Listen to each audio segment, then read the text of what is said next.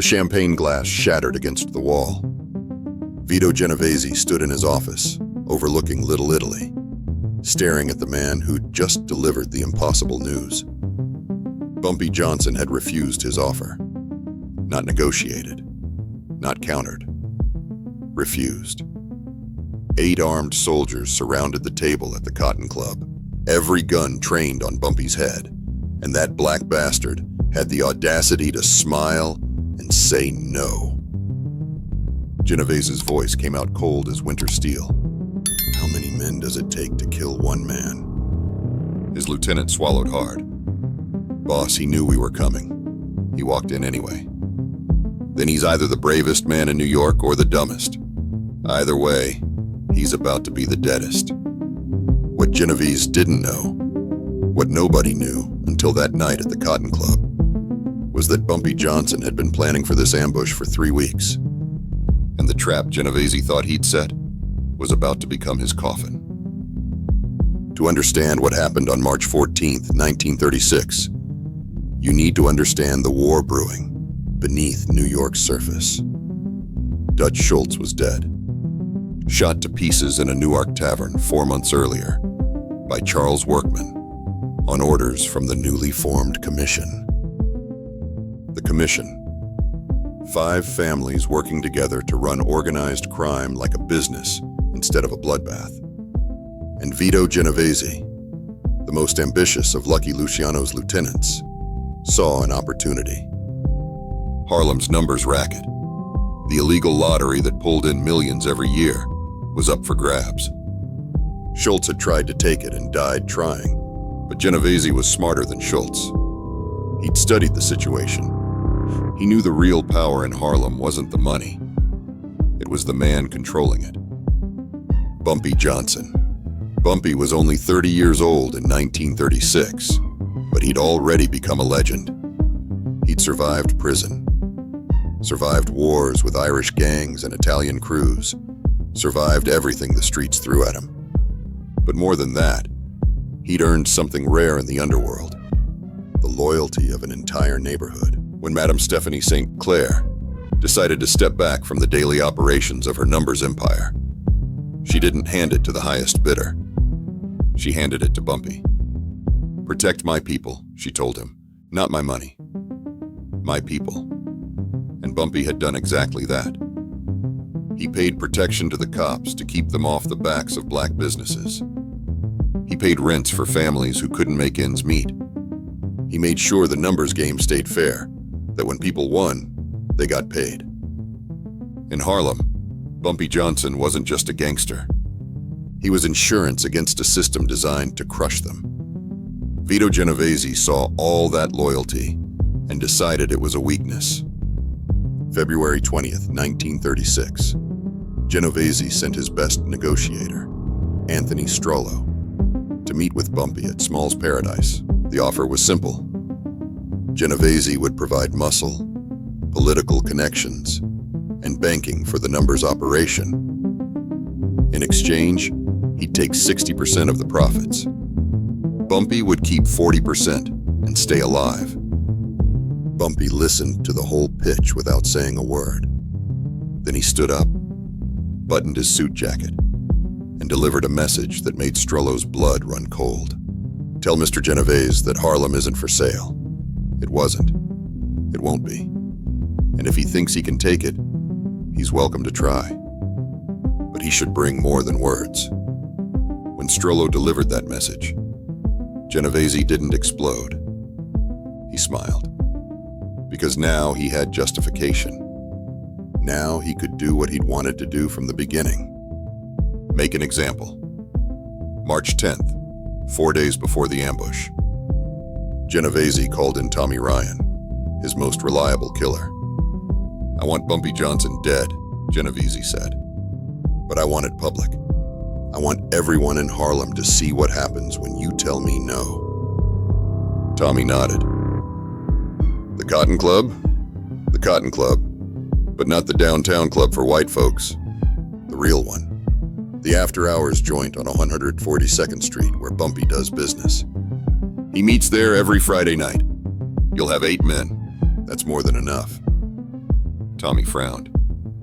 Boss, Bumpy's not stupid. He'll know it's a setup. Good. Let him know. Let him walk in anyway. Because when I kill a man who knows he's walking to his death, that sends a message. Nobody is untouchable. What Genovese didn't know was that Tommy Ryan's younger brother, Mickey, worked as a bartender at Small's Paradise. And Mickey had heard Strello's conversation with Bumpy 3 weeks earlier. Mickey told his cousin. His cousin told a numbers runner. The numbers runner told Bumpy. By the time Genovese gave the order, Bumpy already knew it was coming. March 11th, 3 days before the ambush. Bumpy called a meeting in the back room of Wells' restaurant. Not with his enforcers, with the Cotton Club's staff. The manager, the bartenders, the waiters, the kitchen crew, even the coat check girl. 16 people total. Every single one of them owed Bumpy something. College tuition paid. Medical bills covered. Legal fees when the cops came looking for easy arrests. Bumpy stood at the head of the table and laid it out plain. Genovese is coming for me Friday night. 8 armed men. They're going to corner me at my usual table and put a bullet in my head. He paused. Let that sink in. I could not show up. I could hide. I could run. But if I do that, Genovese wins. He proves I'm afraid of him. And next week he sends men to take over the numbers banks. Next month he owns Harlem. The manager, a man named Earl Douglas, said, "What do you need from us, Bumpy?" Bumpy smiled. "I need you to do your jobs. Pour drinks. Serve food. Clean tables. And when the time comes, I need you to trust me." March 14th, 1936. The Cotton Club was packed that Friday night. Over 100 people. Jazz band playing. Cigarette smoke thick as fog. The smell of fried chicken and bourbon hanging in the air. Bumpy arrived just after 9, dressed in his signature 3-piece suit, charcoal gray with a burgundy tie. He walked through the crowd like he owned the place. Because he did. Not on paper. In spirit. Every person in that club knew who he was. Knew what he'd done for the neighborhood. When Bumpy Johnson walked past your table, you nodded. Not out of fear. Out of respect. Bumpy took his usual corner booth in the back.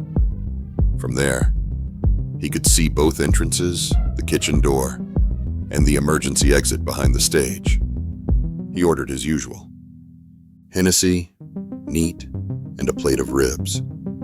The waitress, a young woman named Clara, who Bumpy had kept out of jail 2 years earlier, served him with shaking hands.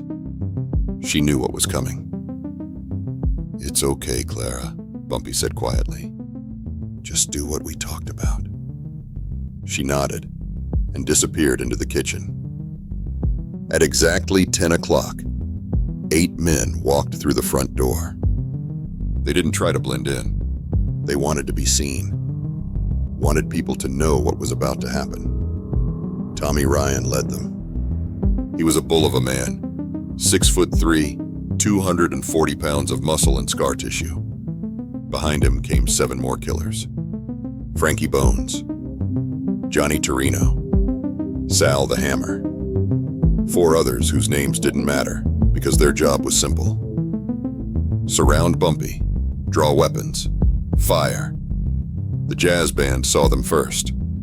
The trumpet player missed a note. The piano man's hands froze on the keys. The music died mid-song. Conversations stopped. Forks clattered onto plates. Everyone in the Cotton Club turned to watch 8 white men in expensive suits walk toward Bumpy Johnson's table. Tommy Ryan stopped 3 feet away. The other 7 spread out in a semicircle, blocking every escape route. Or so they thought. Bumpy looked up from his ribs like he was mildly annoyed someone had interrupted his dinner. "Can I help you?" Tommy's hand moved inside his jacket, rested on the grip of his .45. "Mr. Genovese wants to have a word," Bumpy cut another piece of rib, chewed slowly, swallowed. I already gave Mr. Genovese my answer. Tommy pulled his weapon, aimed it directly at Bumpy's forehead. The other 7 men drew their guns in perfect synchronization. 8 pistols, all pointed at one man sitting calmly in a corner booth. The entire club froze. Women covered their mouths. Men slowly raised their hands. This was it. The execution everyone had heard was coming. Tommy cocked the hammer on his .45. The sound echoed like a shotgun blast in the silent room. Last chance, Bumpy. You can work with Mr. Genovese or you can die here. Your choice. Bumpy set down his fork, wiped his mouth with his napkin. Then he did something that made Tommy's finger hesitate on the trigger. Bumpy smiled. Not nervous, not scared. The kind of smile a chess player gives when he's 3 moves from checkmate and his opponent just realized it. You boys are making a mistake. Tommy's jaw tightened. The only mistake here is you thinking you're special. Bumpy leaned back in the booth, hands visible on the table, completely relaxed despite 8 guns aimed at his skull. You think you're the first men to point guns at me in my own place? You think I didn't know you were coming? You think I walked in here blind? That's when Tommy noticed something. The staff. They weren't running, weren't hiding. The bartender was still pouring drinks. The waiters were still serving food. The kitchen door kept swinging open and closed. It was wrong. All of it. People should be screaming, diving under tables, running for the exits. Instead, they were watching, waiting, like they knew something Tommy didn't. Bumpy raised his voice so everyone in the Cotton Club could hear. 3 weeks ago, Vito Genovese offered me a deal. I said no. 2 weeks ago, he threatened me. I ignored him. Last week, he planned this ambush, and I let him. Tommy's eyes narrowed. Let him? Why would you let him? Bumpy's smile widened. Because I needed him to commit. I needed him to send his best men. I needed him to think he'd won. He gestured to the 8 armed men surrounding him. And here you are. Exactly where I wanted you. That's when it happened. The lights went out. Every single bulb in the Cotton Club cut at once. Total darkness. Screams erupted.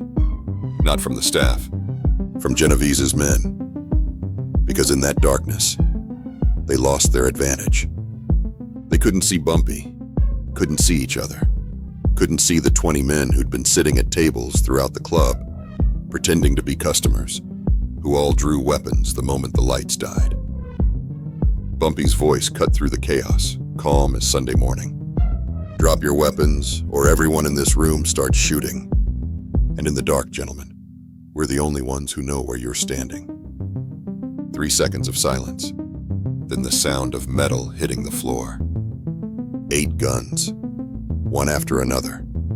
Clatter, clatter, clatter. When the lights came back on 30 seconds later, here's what Vito Genovese's men saw. Bumpy Johnson still sitting calmly in his booth, ribs getting cold. 20 armed men, all of them black, all of them Harlem, standing in a circle around Tommy Ryan's crew. Every gun aimed inward, and standing behind the bar, holding the electrical panel he'd just flipped back on, Earl Douglas, the club manager, smiled. Bumpy stood up slowly, adjusted his tie, walked around the table until he was face to face with Tommy Ryan, who looked like he'd just seen a ghost. You came to my neighborhood, Bumpy said quietly. Walked into my club, pointed guns at me in front of my people, and you thought you'd just walk out. Tommy said nothing. His face was pale, sweating. Now here's what's going to happen, Bumpy continued. You're going to leave your guns on the floor. You're going to walk out that door, and you're going to deliver a message to Vito Genovese. He paused. Let the silence build. Tell him Bumpy Johnson said, "Harlem protects its own." That was it. 6 words. 6 words that would define Bumpy's entire philosophy. 6 words that made Tommy Ryan's hands shake. 6 words that would echo through organized crime history. Bumpy stepped aside. The circle of armed men opened, creating a path to the door. Tommy and his crew walked out slowly, hands raised, no weapons, humiliated in front of 100 witnesses. When they reached the street, they found their car tires slashed. They had to walk 12 blocks through Harlem to find a cab that would take them back to Little Italy. 12 blocks of people staring, knowing exactly what had just happened. Knowing that Vito Genovese had sent 8 men to kill Bumpy Johnson, and all 8 had walked out alive but defeated. The news spread through New York's underworld by morning. By noon, Lucky Luciano had called a commission meeting. By evening, Vito Genovese was being told to leave Harlem alone, not by Bumpy, by his own bosses. Because what Bumpy had proven that night wasn't just that he was smart. He'd proven something more dangerous. He'd proven that Harlem would die for him. March 15th, 1936, the day after the ambush. Bumpy Johnson walked into the Cotton Club like nothing had happened. Ordered his usual ribs and Hennessy. The staff served him with smiles. The customers gave him nods of respect. And 8 guns, the ones Tommy Ryan's crew had dropped, were mounted on the wall behind the bar like trophies. A reminder, not of violence, of intelligence, of community, of the fact that the most powerful weapon isn't firepower, it's loyalty. Vito Genovese never sent men after Bumpy again. He left for Italy in 1937, fled murder charges, and didn't return until 1945. By then, Bumpy had solidified his control over Harlem so completely that even Genovese knew better than to challenge it. The Cotton Club ambush became legend. People told the story for decades. About the night Vito Genovese thought he could kill Bumpy Johnson with 8 armed men, and Bumpy turned the trap into a lesson. Intelligence over firepower, community over muscle, respect over fear. Bumpy Johnson proved something that night that every gangster in New York learned.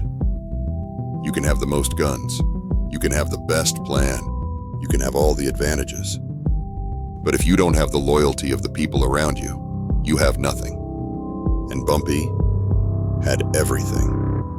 March 14th, 1936. 8 guns. 1 man. 0 shots fired.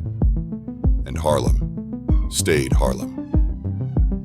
If this story of intelligence, strategy, and Harlem's protector moved you, hit that subscribe button. Drop a like if you think Bumpy outsmarted the entire Italian mob. Share this with someone who needs to hear about the man who turned an ambush into a legend. Comment below. What would you have done surrounded by 8 guns? More legendary Bumpy Johnson stories dropping soon. Don't miss it.